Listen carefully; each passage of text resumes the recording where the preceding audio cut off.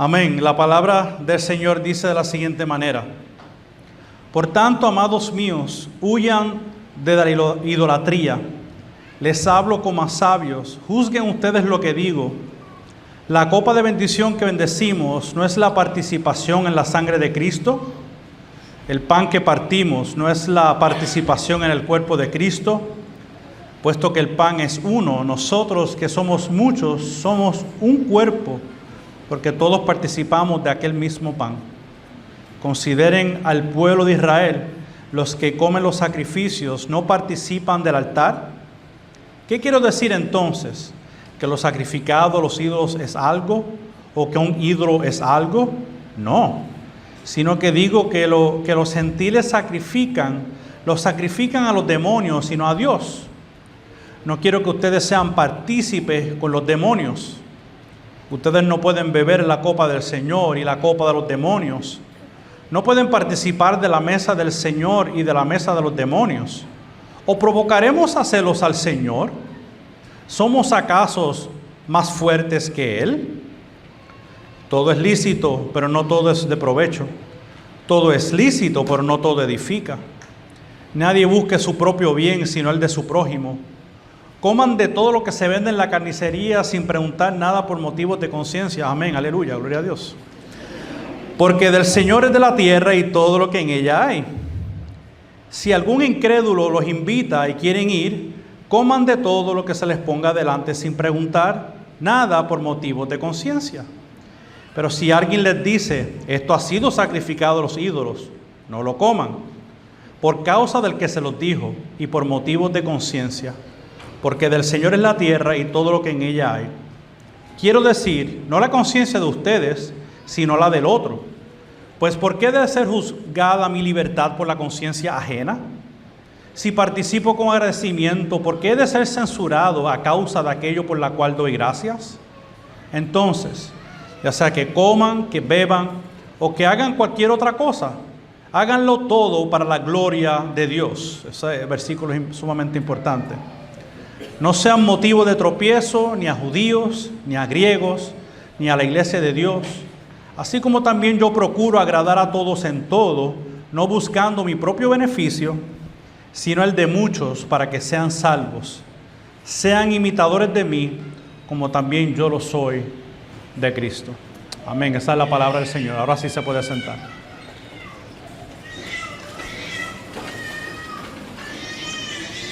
Unos 7, 8 años atrás, entré en una barbería latina en la ciudad de Cleveland, Ohio. Yo y mi familia vivimos allí por unos años. Y entré en una barbería hispana, de boricua, ¿verdad? Porque los boricuas somos bien meticulosos con nuestros recortes, ¿verdad? Si no de una cierta forma, no nos gusta el recorte. Entonces, pues me dijeron: ve allí unos hispanos recortando, ve allí y recórtate.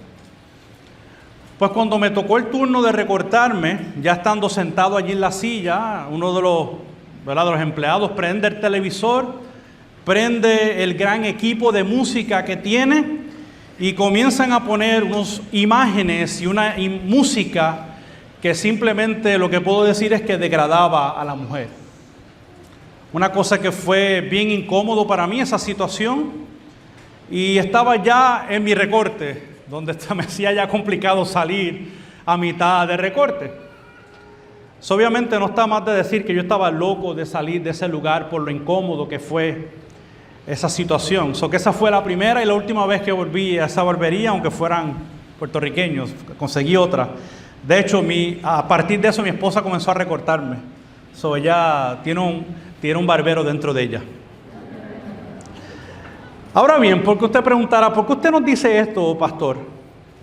Porque si yo, después de haber sido impactado por las imágenes, la música que vi, yo hubiese continuado yendo a este lugar vez tras vez o semana tras semana, yo creo que yo me hubiese vuelto un cómplice de las prácticas que ellos estaban haciendo en este lugar. Me hubiese visto como de alguna manera u otra avalando la conducta de estos hombres al escuchar este tipo de música y al ver este tipo de imágenes. De alguna manera u otra, quizás ellos me iban a ver como que yo estaba de acuerdo con lo que ellos estaban haciendo en este lugar. Y yo no quería ser identificado con ese tipo de práctica. Y cuando ahora vamos al texto que tenemos por delante en la ciudad de Corinto, vemos algo similar, donde Pablo está exhortando a esta iglesia que a los que están unidos a Cristo, o sea, si eres del cuerpo de Cristo, estás unido a Él, tú entonces no debes de participar de prácticas paganas. Y obviamente estamos viendo prácticas paganas que eran de acuerdo al contexto de esa época. Porque entonces de una manera similar se hubiera visto como que estas personas hubiesen estado avalando la idolatría de un falso Dios. Y cualquier aval o cualquier práctica que nos unamos a otros se puede ver como manchar la santidad, como quebrantar la santidad de Dios.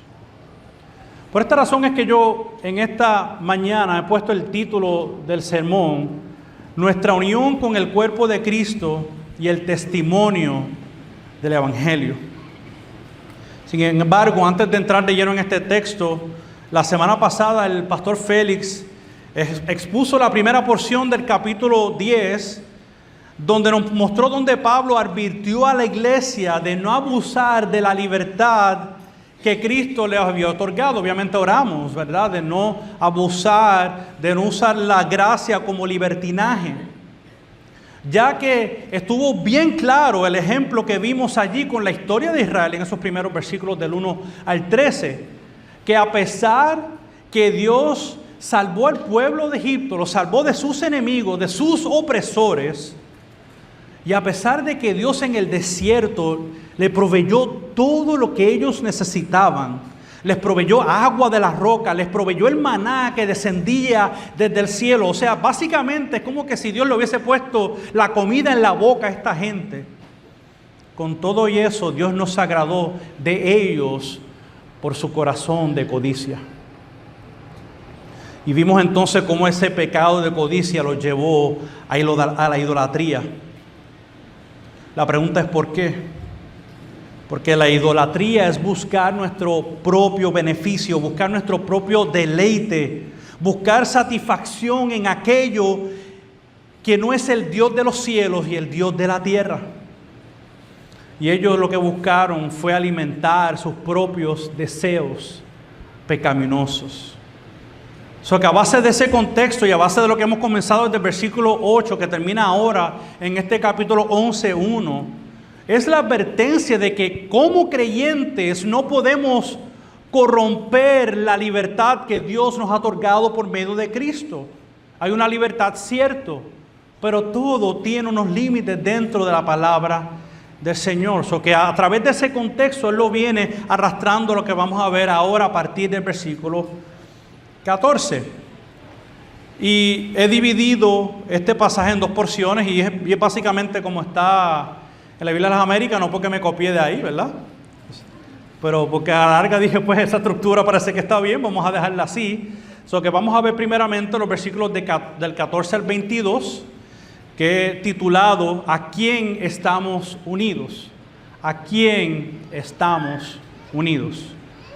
Entonces el versículo 14 no solo resume la última porción de lo que Pablo dice del pueblo de Israel y de ese ejemplo para nosotros, pero también comienza esta nueva sección. Porque dice, huye de la idolatría, huye, o sea, corre, dale la espalda al pecado. Y de hecho podemos recordar que la última vez que Pablo utiliza esta palabra huye fue en el capítulo 6, versículo 18. Es un pasaje que yo también tuve el privilegio de exponer, donde él le dijo al pueblo, huyan de la fornicación. Ahora le dice, huyan de la idolatría. En otras palabras, no es tu libertad en Cristo, no uses tu libertad en Cristo como un pretexto para la autogratificación. Pero ahora en el versículo 14 podemos ver que le dice, tampoco uses tu libertad para hacer prácticas que distorsionan la verdad y distorsionan el carácter santo de Dios.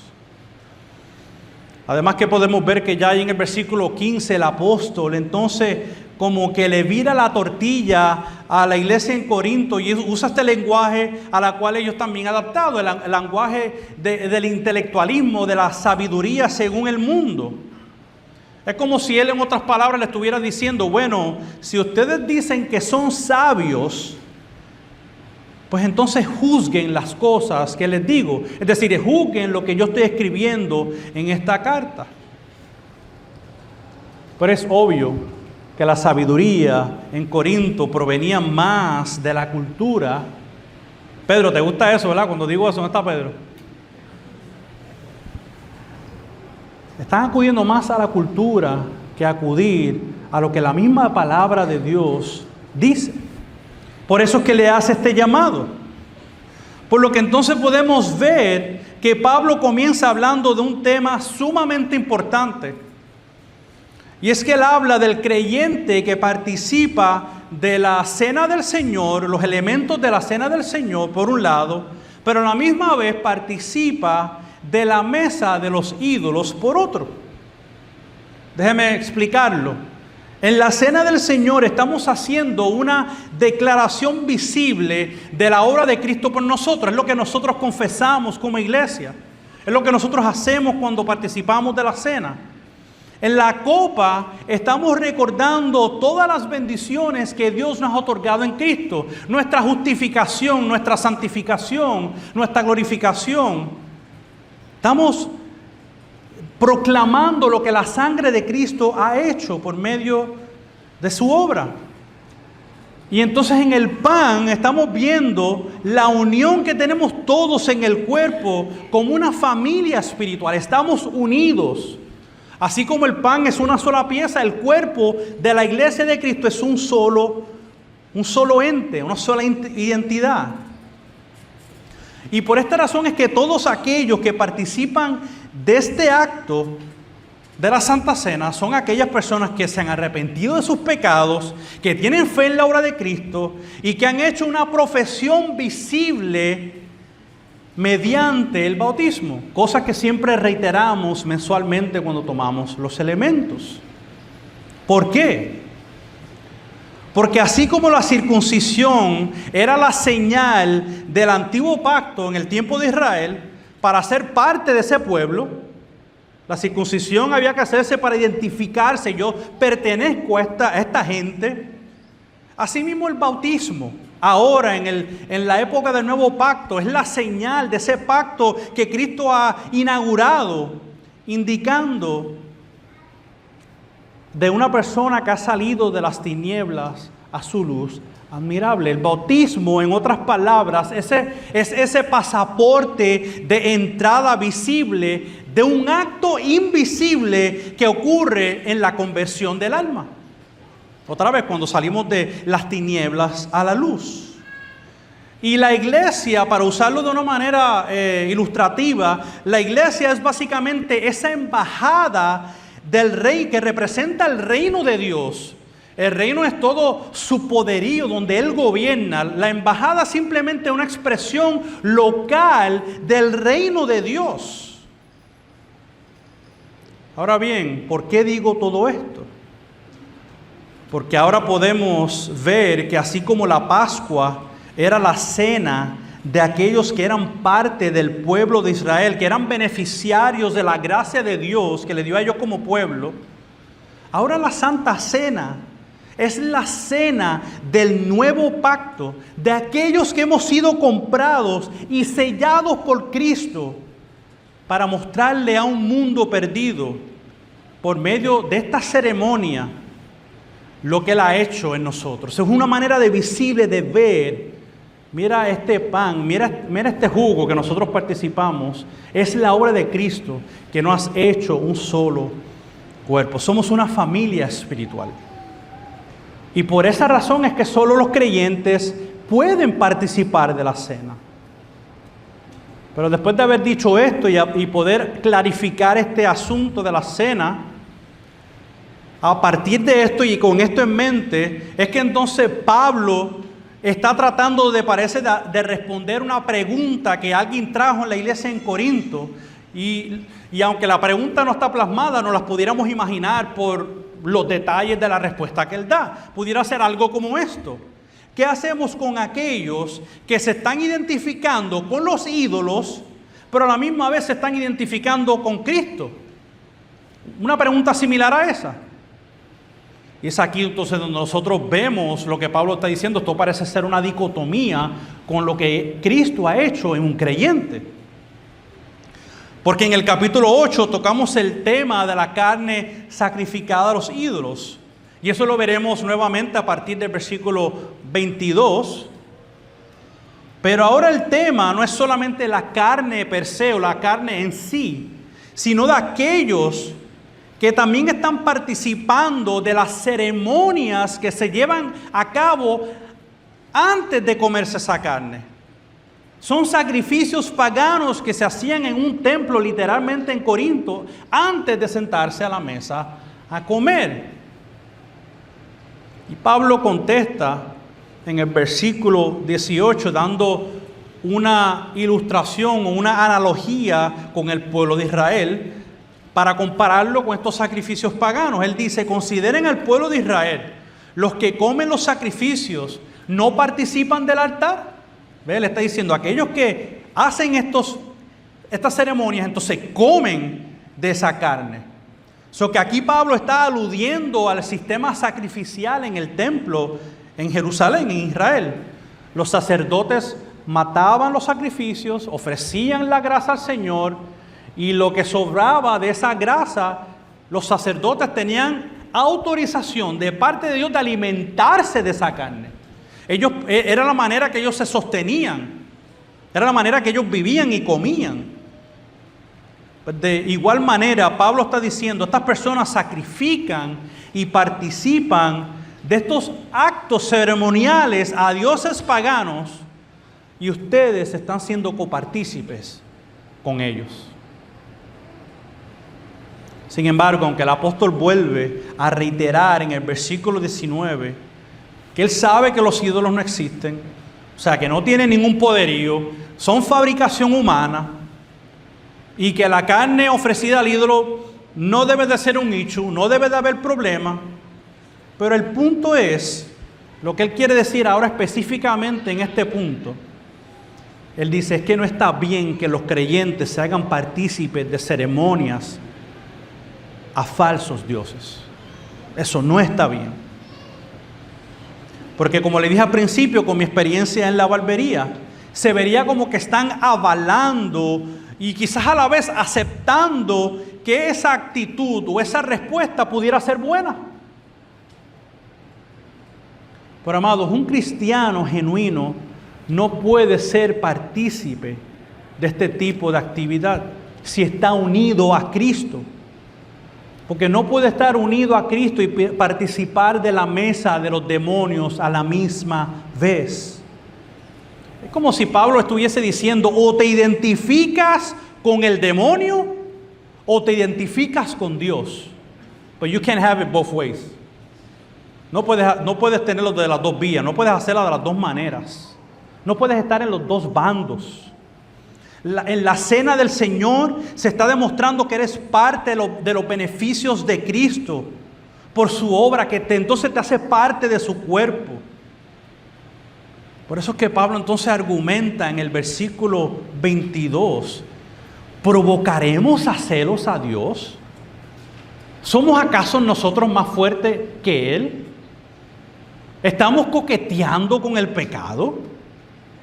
Dice, no, que eso no realmente no tiene de malo, yo me defiendo, yo me protejo. ¿Acaso somos nosotros más fuertes que Dios, que lo provocamos de esta manera? Amado, Dios es un Dios celoso. Versículo 22 nos habla del celo de Dios. Y cuando nosotros pisamos la gloria de Dios, estamos pisoteando todo lo que Él representa. Estamos pisoteando su nombre. Mire lo que un comentarista dice sobre el celo de Dios. Me gustaría leérselo de manera breve. Él dice, el celo de Dios no son la envidia pecaminosa que caracteriza a los celos humanos. Es la justa preocupación de Dios a proteger la verdad que Él es el creador del universo y que solo Él, y no dioses de invención humana, merecen la alabanza humana. Quienes adoran ídolos provocan los celos de Dios y reciben su ira, como lo experimentó Israel en el desierto. En otras palabras, Dios no es indiferente a la manera en la que nosotros vivimos. No nos salva para vivamos como nos dé la gana, como le gusta al pastor Félix, la regalada gana. Ni siquiera yo me sale la palabra esa. No, Dios no es indiferente, Dios no es apático a nuestra vida.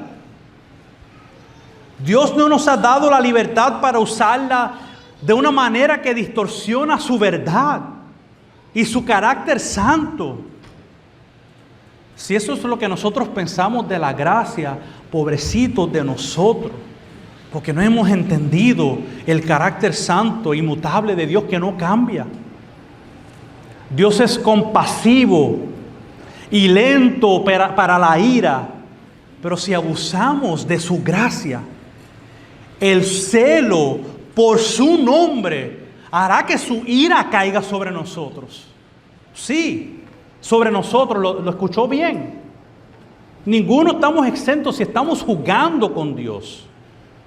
Porque como dice Pablo en el versículo 12, el que esté firme, mire que no caiga. Iglesia, las advertencias del Evangelio son reales, son genuinas. El hecho que un creyente no pierda su salvación no nos da excusa para vivir en libertinaje. Las advertencias del Evangelio son para mantener a una iglesia pura y santa. Y Dios tiene sus maneras de limpiar a la iglesia. Y es a través de su celo y de su ira. Celo por su verdad y ira para proteger y hacerle ver al pecador lo mal que está. Que nos arrepentimos, vivimos una vida de arrepentimiento. El arrepentimiento no es algo de una sola ocasión, es un estilo de vida. Buscamos el perdón de Dios que solamente Él puede otorgar, o enfrentaremos el celo santo de Dios. Eso lo dice Pablo. A veces pueden decir, wow, esos pastores son duros. Es que esto no es un juego.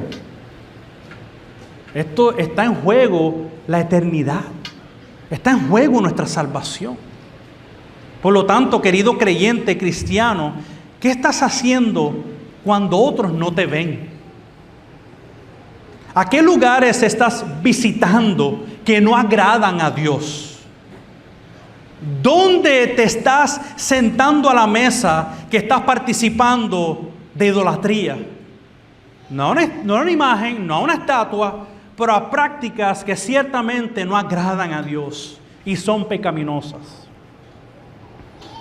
Y fíjese, yo no tengo que inventarme la rueda. Pablo en los versículos anteriores nos da una aplicación práctica de algunos pecados que Israel estaba practicando en el desierto. Y como él está usando esto como analogía, yo tengo la libertad por la Escritura para usarla de esta manera igual. Algunos pecados que él menciona en los versículos anteriores es la fornicación. Y ahí podemos incluir cualquier pecado de índole sexual. Y fíjense que le está diciendo que eso se hizo idolatría. La codicia es idolatría, es servirme a mí. Es alimentar mi lujuria y alimentar mis placeres. ¿Qué otro pecado podemos ver en esos versículos anteriores? La murmuración. Eso trajo también el pecado de la queja. Para aquellos que no creen que la queja es pecado, pregúntale al pueblo de Israel, que por causa de la queja no entraron en la tierra prometida. La queja es un pecado craso ante Dios, horrible y abominable ante Él. La queja de Israel fue como que, ay, tú nos das comida todos los días, pero nos das todo el tiempo lo mismo para comer. No hay variedad, no hay ensaladita, no hay un buffet para escoger. Despreciaron y fueron malagradecidos con la provisión diaria de Dios. ¿Qué podemos ver nosotros con ese ejemplo?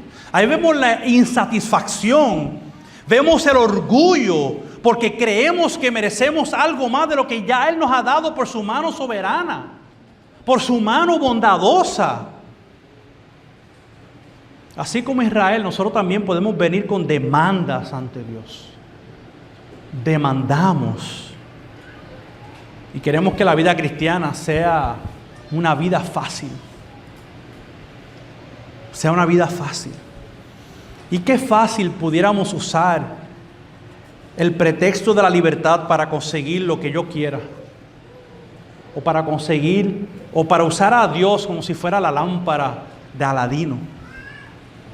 Y si vivimos así, Pablo nos dice, eso es idolatría. Porque vivimos para nosotros mismos.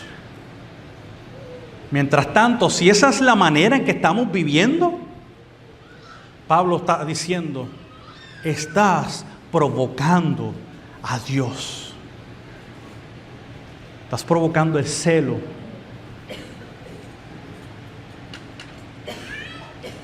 Que con esa actitud que acabo de describir, llegamos entonces a la iglesia a participar de la cena del Señor como si nada estuviese pasando.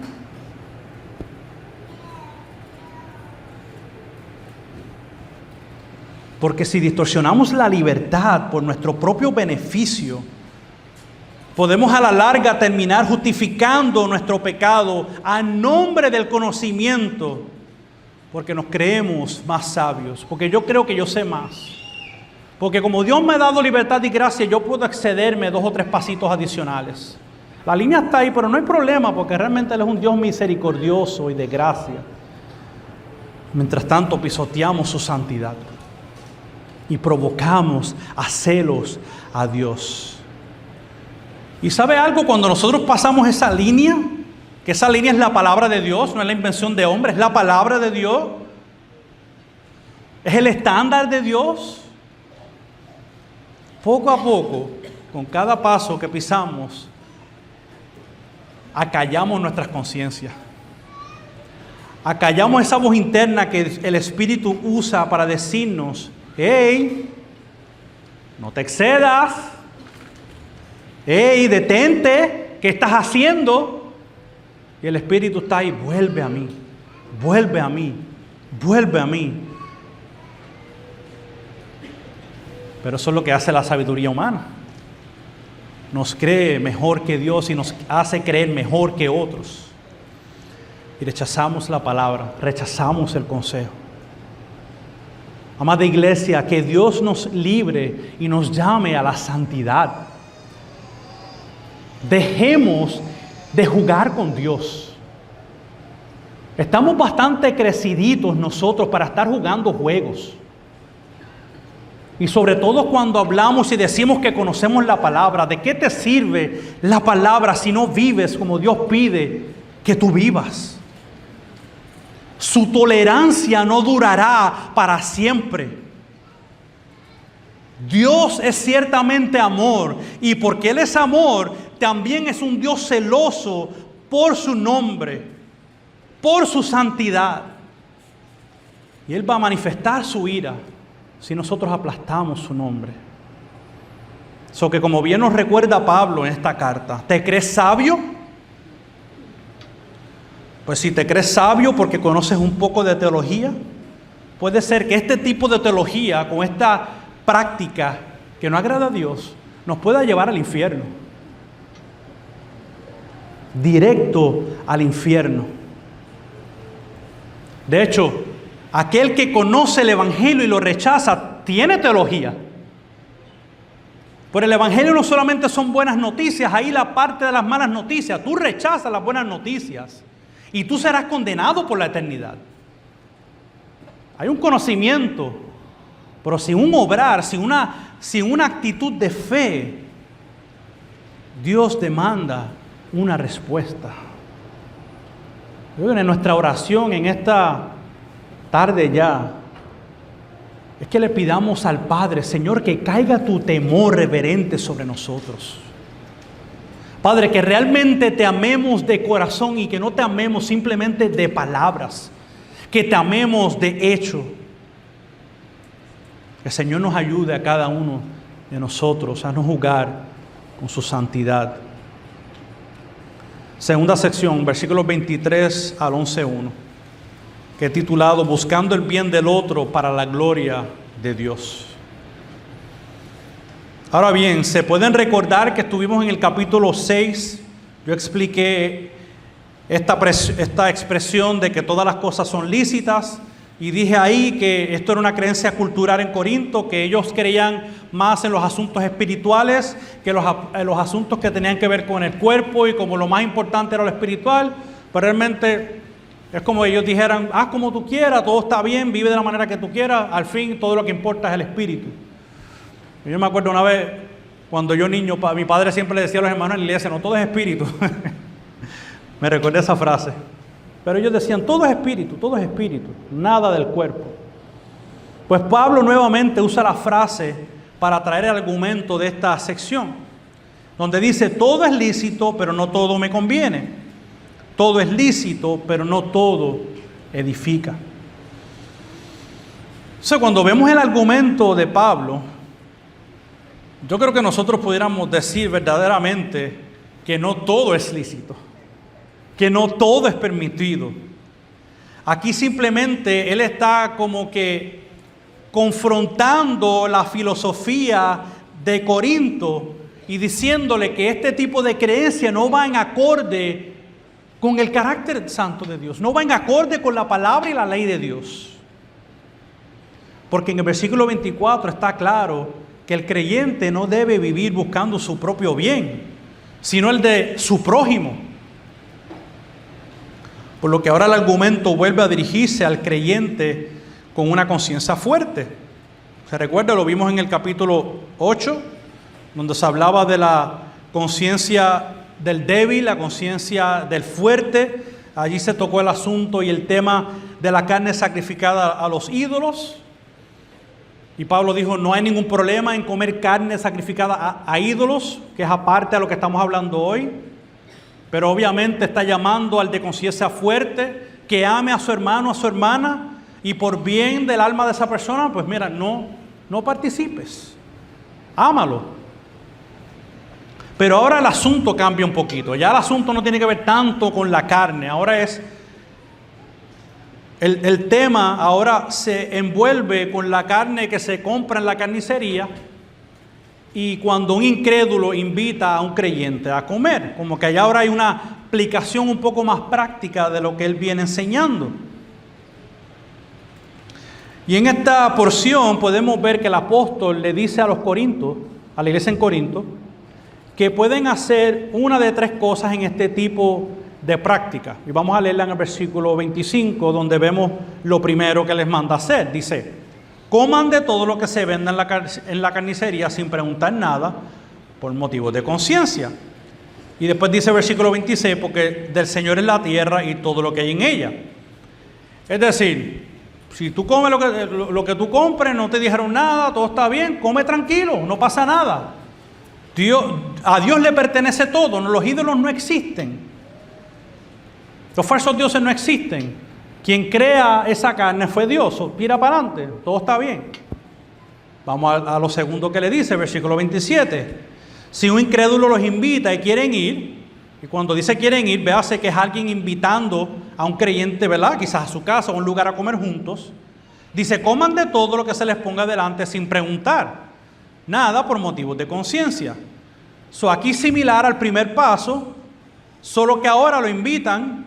Y Pablo le dice, come sin preguntar nada, que la conciencia de todo el mundo esté clara, come carne, amén, aleluya, todo está bien. Pero en el tercer paso es donde el asunto cambia un poco, es diferente. Versículo 28. Pero si alguien les dice, esto ha sido sacrificado a los ídolos, no lo coman, por causa del que lo dijo y por motivos de conciencia, porque del Señor es la tierra y todo lo que en ella hay. Ahora bien, ¿qué cambió? Porque hay dos principios similares, pero hay un tercer principio que cambia. Bueno, podemos ver que el principio de que Dios es el Señor de toda la tierra y de todo lo que hay, ese principio se queda igual. Dios es el Señor de todo lo que existe, no hay problema. Dios ha creado todo para nuestro bien, queriendo decir que es bueno. Pero lo que cambia entonces ahora es que debe de haber una abstención del invitado que tiene una conciencia fuerte de comer esa carne, porque entonces alguien, una persona le dijo que esa carne había sido ofrecida a los ídolos. Y es aquí donde se complica el asunto un poquito. Porque aunque es cierto que la persona incrédula es la que invita a comer al creyente, posiblemente a un hogar, no es del todo claro a quién Pablo se refiere en el versículo 28 y en el versículo 29. El versículo 28 habla de alguien y el versículo 29 habla del otro. Pero no hay específicamente, no dice específicamente, ok, estamos hablando de incrédulo o estamos hablando de un cristiano débil que yo me debo de abstener. No especifica, es un poco ambiguo en esa sección. Por lo que entonces hay tres teorías concernientes a quién pudiera ser esta persona de la cual Pablo está hablando, que entonces el creyente debe de abstenerse. Le voy a dar la primera. El primero es que pudiera ser un incrédulo que erróneamente piensa que los cristianos tienen que abstenerse de comer ese tipo de carne y está confrontando al cristiano con una prueba de su fe. Como que básicamente ese cristiano pudiera estar juzgando, ese incrédulo pudiera estar o criticando o juzgando a la persona que le invita al saber que eso es sacrificado a un ídolo. Ese es el primer punto. Segundo punto, la segunda persona que pudiera ser es también un incrédulo que cree que los cristianos deben de abstenerse de esta comida y simplemente por buena fe él quiere que sepa. Mira, simplemente para tu conciencia, para que tú sepas, esta carne es sacrificada a los ídolos para que todo esté claro. Ese segundo punto pudiera ser también un incrédulo. Y en el tercer punto, pudiera ser un cristiano débil, que su conciencia le dicta que un creyente no debe de comer de esa carne. Es decir, vamos a poner el ejemplo, va un cristiano fuerte con un cristiano débil y entonces en ese lugar el cristiano débil le dice, no creo que debes de comer de esa carne porque es sacrificada a los ídolos. Aquí tenemos los tres, pudiera ser un incrédulo o pudiera ser un creyente. Según lo que yo he leído y según el contexto del pasaje, aunque yo no puedo decirle, es el creyente o el incrédulo, pareciera ser que desde el capítulo 8 lo que está contestando el apóstol Pablo tiene que ver concerniente a un cristiano fuerte, un cristiano débil. Por lo que yo creo, en mi opinión, porque es una opinión, porque no puedo decirlo con tanta claridad, yo creo que está hablando de un cristiano débil. Pero usted puede diferir, no hay ningún problema. Eso es lo que pareciera ser. Entonces usted quizá ahora puede hacer la pregunta, pues ¿qué hacemos? ¿Cuál de los dos es? Bueno, yo creo que esto no cambia la interpretación del pasaje. Porque no importando cuál de estas tres situaciones es, o no importando si es un incrédulo o un cristiano, su aplicación en la práctica va a ser muy similar. De hecho, esta ambigüedad del pasaje nos pudiera servir a propósito para aplicarlo en diferentes escenarios. Porque al fin y al cabo, Pablo está buscando que el creyente fuerte sea sensible con cualquiera de los dos, sea incrédulo o sea creyente. Pero a la misma vez, mirando el versículo 29, Pablo quiere evitar que el cristiano fuerte sea juzgado por usar su libertad por la conciencia de otra persona. Dice, tú tienes tu libertad, pero tú no debes de ser juzgado por otro. Entonces, como le dije, sea un cristiano o incrédulo, en ambos casos debemos de tener consideración con la conciencia de la otra persona. Porque cada persona tiene una conciencia individual y debe de tener sus propias convicciones.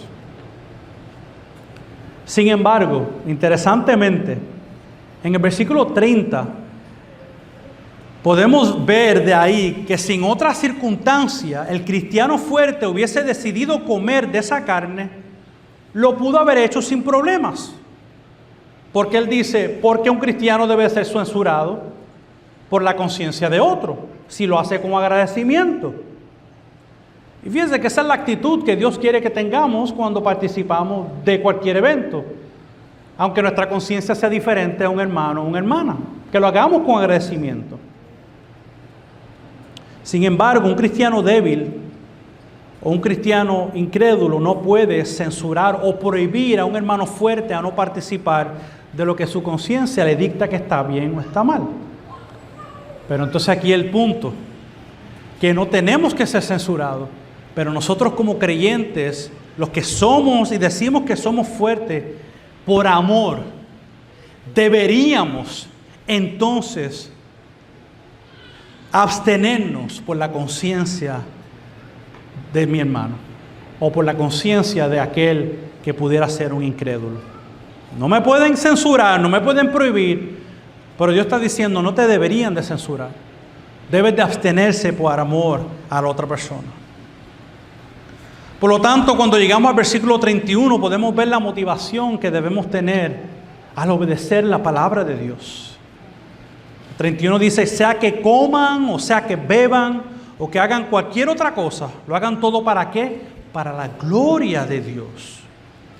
Esto es lo contrario a cuando hacemos las cosas para nuestro propio beneficio. Dios quiere que al abstenernos de ciertas prácticas que puedan ser incómodos para nuestros hermanos, podamos mostrar que no necesitamos jactarnos ni aferrarnos a nuestra libertad. Porque es el amor de Cristo lo que nos constriñe, lo que nos motiva, lo que nos mueve a poder movernos hacia otros. Porque cuando vemos la Escritura, la libertad no es un derecho. La libertad es un favor inmerecido que nos ha sido otorgado por medio del Evangelio de Cristo. Por eso es que la libertad tiene sus límites. Porque libertad que me lleva a ofender a mi hermano o mi hermana no es verdadera libertad. Lo que hace es causar obstáculos para el Evangelio. Lo que hace es que causa obstáculos para el crecimiento de un hermano o para que otra persona venga a la fe. Por eso Pablo en el versículo 32 dice que no sean de tropiezo a nadie.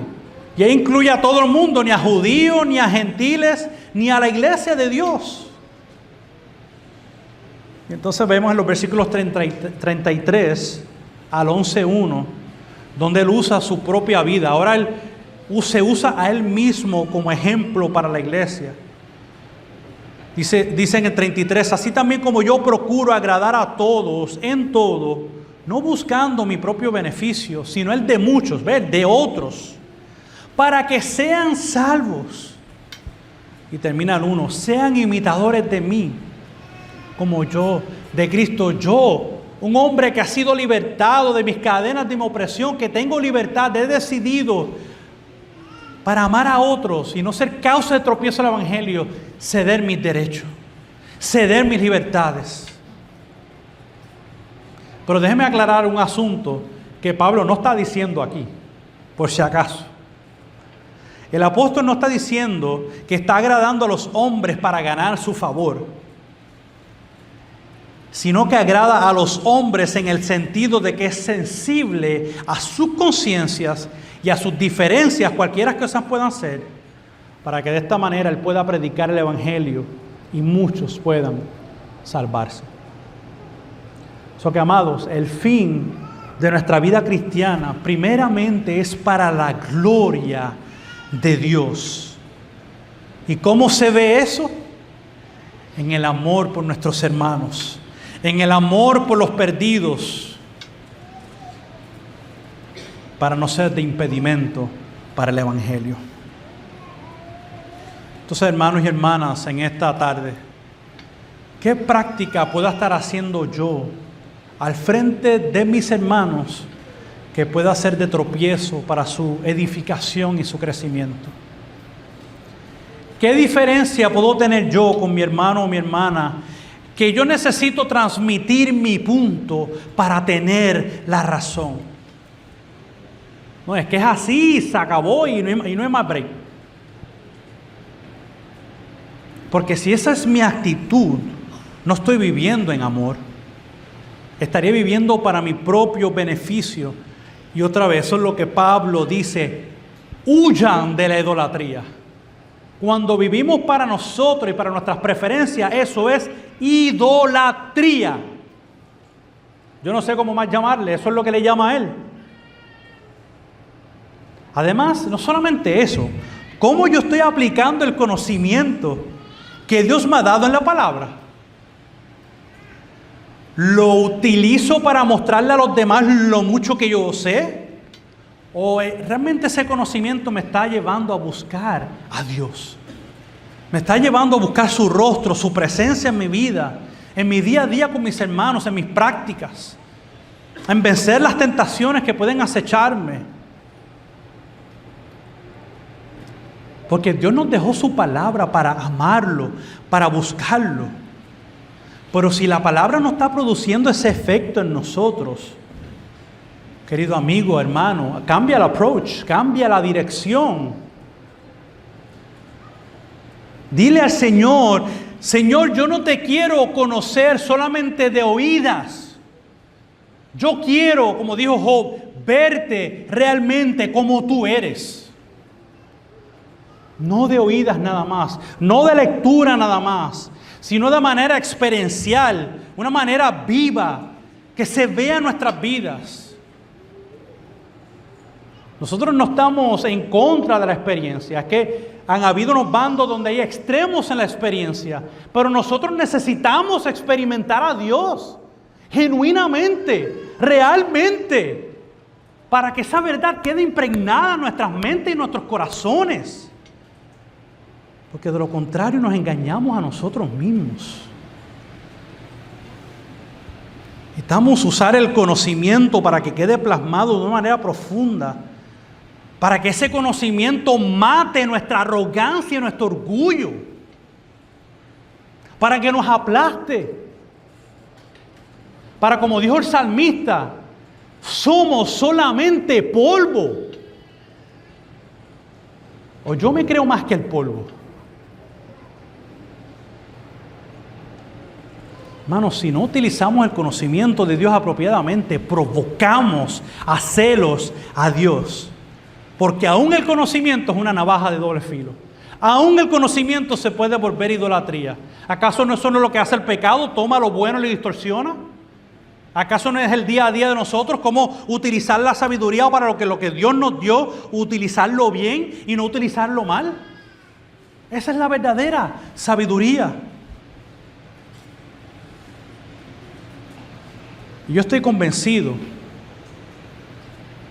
y lo que he experimentado en mi propia vida, es que para que estas verdades realmente sean vívidas, sean experimentadas y no sean simplemente teóricas, que Dios usa el sufrimiento, usa las pruebas, usa la aflicción para humillarnos, para aplastarnos, no para denigrarnos, no para devaluarnos. Eso no significa que somos menos ante Dios. Somos creados a su imagen y su semejanza, pero Él necesita que nosotros nos bajemos, que nos bajemos del pedestal en que estamos, porque nos elevamos en una posición que no nos pertenece a nosotros y le pertenece a Él. Bajémonos del palo ese que estamos trepados y comámonos el polvo, porque es por pura gracia. No lo digo yo, mire cómo lo dice el apóstol Pedro en su segunda carta, capítulo 5, versículo, la parte baja del 5 al 7. Y todos revístanse de humildad en su trato mutuo. Mira, el uno con el otro. No es uno más que el otro, es igual. Humíllense, humildad en su trato mutuo, porque Dios resiste a los soberbios. Le hace fuerza. Él dice, no, por aquí tú no vas a pasar. Yo te voy a resistir. Porque esto no se trata de ti, se trata de mí. Dios resiste a los soberbios, pero da gracia a los humildes. Y entonces versículo 6, humíllense, pues bajo la poderosa mano de Dios, para que sea Él, no yo, no mi plataforma, no lo que yo digo de mí, para que Él los exalte a su debido tiempo. No yo dándole el empujoncito a Dios para que me exalte. Dios, pero déjame ayudarte un poquito para que otros me vean, para yo inflarme y otros me reconozcan y me afirmen y me aplaudan. Echando toda su ansiedad sobre Él, porque Él tiene cuidado de ustedes. Aún en nuestra sobreexaltación, aún en nuestro orgullo, aún en nuestra arrogancia, Dios está dispuesto y disponible para nosotros. Estás ansioso, te estás preocupando de ti mismo, de tus afanes, de tu nombre. Preocúpate más por mí. Pon todas tus ansiedades sobre mí. Déjame yo tomar el control de esta situación. No te preocupes. ¿Cómo entonces podemos unir todo lo que hemos visto hasta ahora? Pues yo creo que hay dos aspectos de la vida de Jesús que debemos de imitar como creyentes, porque Pablo dijo, imítenme a mí como yo soy imitador de Cristo. Y la primera que podemos imitar de nuestro Señor Jesús fue su impecabilidad, es decir, que Él nunca pecó. Él vivió de manera santa y Él vivió una vida perfecta de obediencia a su Padre. Y ciertamente Él garantiza nuestra salvación, pero también en su impecabilidad nos muestra la necesidad que tenemos de nosotros de vivir como Él vivió. Claro, es cierto, no somos perfectos, no llegaremos a ese estándar en esta tierra, pero no uses eso de pretexto. No utilices ese argumento para deleitarte en tu pecado. No somos perfectos. Pero somos diligentes, como dice el apóstol también, Pedro en el capítulo 1. Añadimos a nuestra fe diligencia. Seamos diligentes en buscar a Dios, en ser santos como Él es santo. En su vida, en su encarnación, Él nos muestra cómo debemos de vivir. Y Él murió para purificarnos y entregarnos en el día final como un pueblo y como una novia sin mancha y sin arruga. Tú puedes decir en el día final, yo hice lo que Dios me mandó a hacer con lo que Él me dio, o yo simplemente lo provoqué a hacerlo. Yo simplemente me pisé en la gracia de Dios. Tengamos en cuenta, queridos hermanos. Segundo, lo que podemos aprender de Cristo es que realmente la única persona en esta tierra que se dio sus libertades de manera única, perfecta y voluntaria fue Él. Él.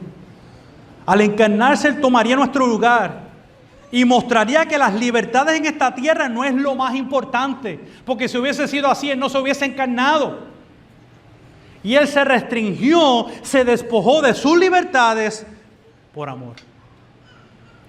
Por amor, por ti, por mí. ¿Qué ejemplo tenemos nosotros en la persona y en la obra de Cristo? Fue el amor lo que lo conmovió a morir por un pueblo destinado a la destrucción. Por eso es que ninguno de nosotros podemos aferrarnos a nuestras libertades. Lo que sí debemos aferrarnos es a su amor, a su gracia.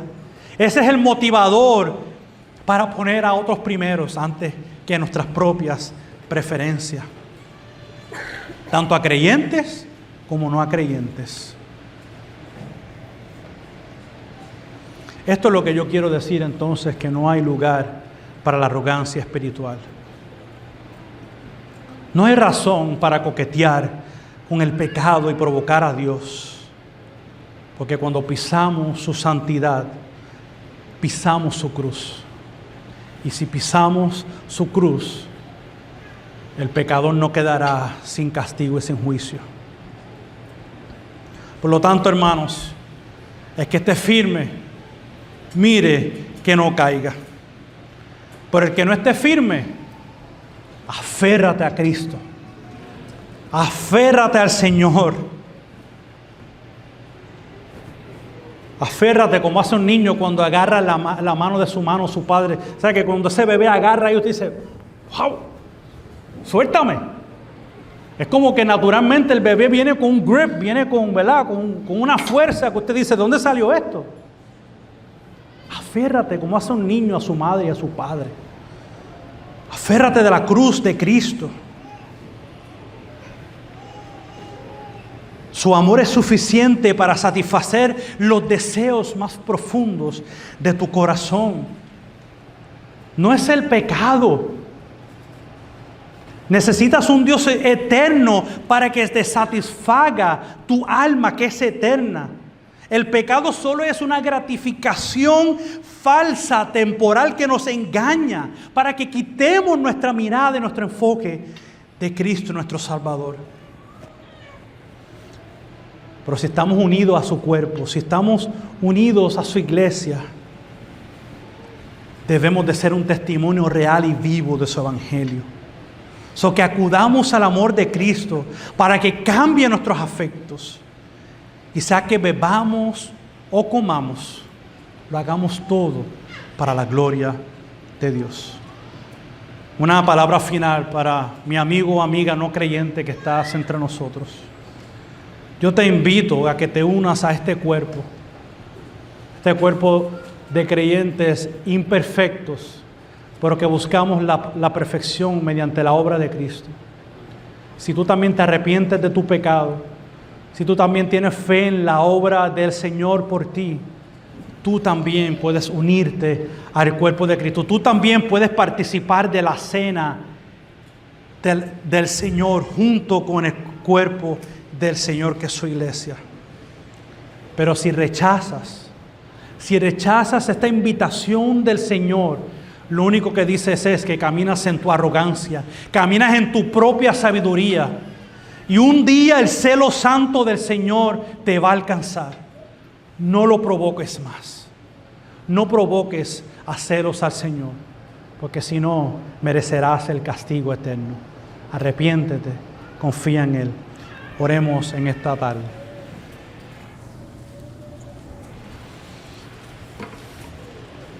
Padre, gracias por tu palabra, porque ella es viva y eficaz y es más cortante que una navaja de doble filo. Y yo espero que en esta mañana, si hay algo cortante, que no sea yo, que sea ella. Si hay alguien que siente convicción, que sepa, este no soy yo, este no es el pastor, esto es tu palabra. Este es tu espíritu hablando, Señor, por medio de tu palabra. Que no hagamos caso omiso a tu voz cuando tú nos hablas. A cuando nuestros corazones, Señor, sienten la punzada de nuestro pecado. Oh Señor, aviva tu obra en medio de nosotros, como dijo el salmista. Aviva ciertamente la obra de nuestras manos. Que lo que traigamos delante de ti, Señor, en nuestras manos sea una ofrenda, Señor, de sacrificio agradable ante ti. Y no de meras palabras o de meras preferencias. Cámbianos de adentro hacia afuera. Transfórmanos cada vez más a la imagen de tu Hijo Jesucristo, Padre. Que no tengamos en poco la obra de tu Espíritu Santo al llamarnos a la santidad. Padre amado, perdónanos. Perdóname a mí en esta tarde, Señor. Que no aplastemos tu evangelio, Señor. Si estamos viviendo, Señor, de una manera que no es digna de tu gracia, Señor, que no es digna de tu evangelio, ayúdanos, socórrenos. Perdona nuestras almas, trae convicción sobre esta asamblea, Señor. Trae convicción, Señor. Y si estamos convencidos de nuestro mal, que nos podamos arrepentir, pero que no pasemos esto de manera ligera, Señor. Que no simplemente desechemos la vergüenza y brinquemos a tu gracia. Tu vergüenza está ahí, es para traernos de regreso. Sí, Señor, que nos podamos ser avergonzados, sí. Avergüénzanos, Señor. Pero que cuando caigamos en esa vergüenza, tú nos recuerdes que tu Hijo nos ha libertado y que ya no tenemos que quedarnos en la vergüenza, que tú nos perdonas y nos abrazas por medio de tu Hijo. Y si venimos corriendo, hay perdón, hay gracia para nosotros, porque no te tengamos en poco. Señor, perdónanos por los momentos que te hemos tomado en poco y que nos hemos autogratificado, Señor, para buscar mi propio camino, mi propia, Señor, complacencia. Que buscamos tu rostro, que sea que comamos o que sea que bebamos, Señor, que lo hagamos para tu gloria, para tu honra y para la edificación de este cuerpo. Porque un día tú nos presentarás puros y sin mancha. Y que podamos decir en el día final, Señor, aunque yo sé que estos méritos no son míos, son de Cristo, que yo pueda decir, Señor, con lo que tú me diste, Padre, yo busqué tu rostro, yo busqué esa santidad. Y la gracia y el Espíritu nos da el recurso más importante y más poderoso del universo para obedecerte y para buscarte. Que sea tu nombre glorificado en medio de tu iglesia. Amén.